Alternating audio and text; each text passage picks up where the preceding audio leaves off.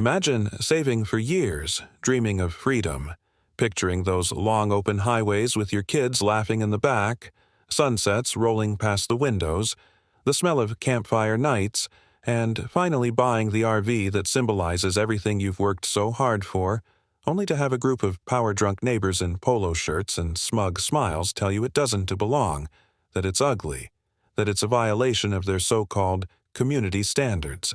That's the nightmare I walked into the moment I parked my brand new RV in my driveway, and if you've ever had to deal with an HOA that thinks it owns your soul, then you're gonna love what comes next, because this is just another HOA horror story. It's a full-on, deeply satisfying HOA revenge story that left an entire neighborhood talking for months. It started like this. The day I brought the RV home felt like a victory lap. My kids ran out barefoot, their laughter echoing across the cul-de-sac as they peeked inside the bunks, touched the counters, and argued over who'd get the first sleepover night. Neighbors peeked out from their blinds, some curious, some smiling, and one man in particular glaring with the kind of disdain you can almost feel burning through glass. That was Mr. Thompson, the HOA president, a man who loved control more than life itself. I didn't think much of it at the time. I was too busy feeling proud. But the very next morning, taped to my front door in bold capital letters, was a notice. RV parking prohibited. Remove immediately or face fines.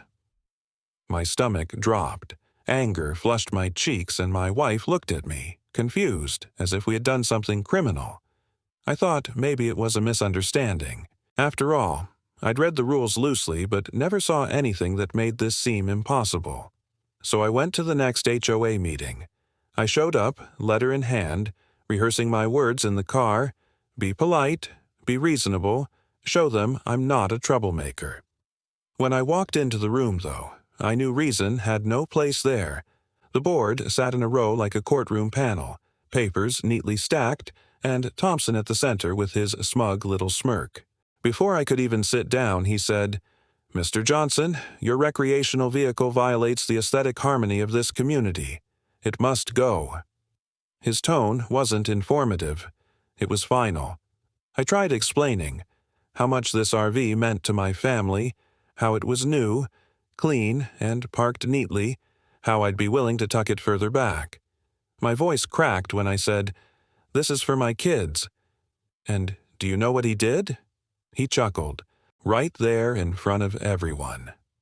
"Community standards," he repeated, like a king laying down law. They slapped me with a $500 fine, and not one neighbor spoke up. Walking out, I felt small, humiliated, like my family as happiness had been reduced to a line item on Thompson's power trip. Over the next 2 weeks, the letters kept coming. Bright yellow envelopes with bold threats, $1,000 fines, warnings of legal action, even threats to put liens on my house. I stopped sleeping well. My kids asked why people were mad at our RV, and I didn't know how to explain pettiness dressed up as authority. Anger grew inside me, a coiled spring of frustration every time I saw Thompson's perfectly manicured lawn or his smug wave as he walked his dog past my house. One night, surrounded by a pile of those letters at the kitchen table, I snapped. I poured myself coffee, opened the thick HOA bylaws binder, and started reading line by line, determined to find something. Hours passed. My eyes blurred. And then, there it was. A loophole so glaring I almost couldn't believe it. The bylaws banned RVs from driveways, from community lots, from streets. But nowhere did it forbid parking on HOA-owned property itself, like the massive, perfectly trimmed lawn right in front of the HOA office. I laughed so hard my wife thought I'd lost my mind. "They wrote the rules," I told her, "but they left a hole, and I'm going to drive right through it."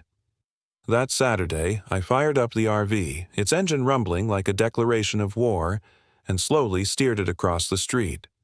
Tires crunched over the HOA's precious grass, flattening lines into their emerald perfection. Neighbors started peeking, whispering, grabbing phones. I parked it dead center in front of their office, right under Thompson's window, pulled the brake with a hiss, and stepped out like a man walking into a showdown. Thompson stormed out within minutes, his face red, sweat glistening on his forehead, arms flailing. "You can't park that here," he shouted, voice cracking with rage. I pulled the bylaws from my back pocket, flipped to the highlighted page, and held it out. "Show me where it says I can't." Silence. His mouth opened, closed, sputtered. Board members trickled out, whispering nervously. Neighbors gathered, some laughing, some clapping. For the first time, the king had no crown. Over the next few days, the chaos escalated. The HOA called tow trucks, but none would touch it without explicit bylaw violation. They sent angry emails threatening further consequences. But I replied with nothing more than screenshots of their own rules. Parents brought lawn chairs to sit nearby, sipping lemonade and watching the show unfold like it was free entertainment. Kids started calling it the Clubhouse RV. My kids beamed with pride. Thompson, meanwhile, was unraveling.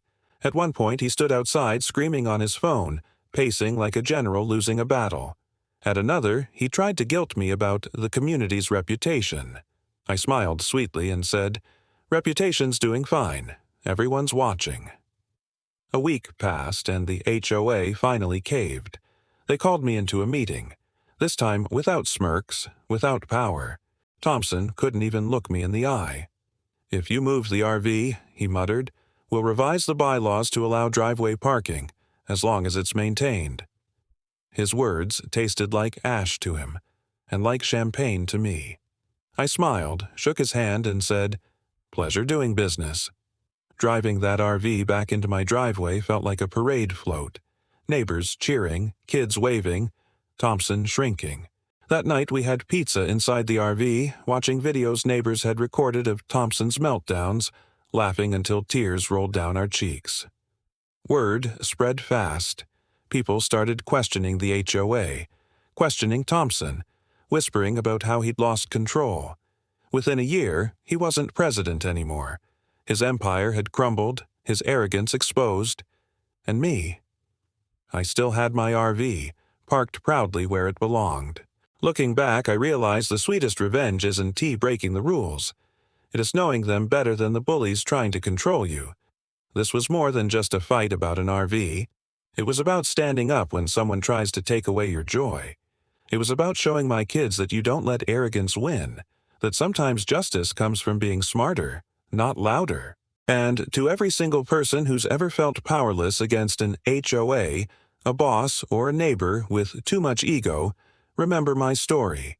Because sometimes the most satisfying revenge is giving people exactly what they created, and watching as they choke on their own rules. And if you enjoyed this HOA revenge story as much as I enjoyed living it, smash that like button, hit subscribe, and tell me in the comments, what is the pettiest but most satisfying revenge you've ever seen?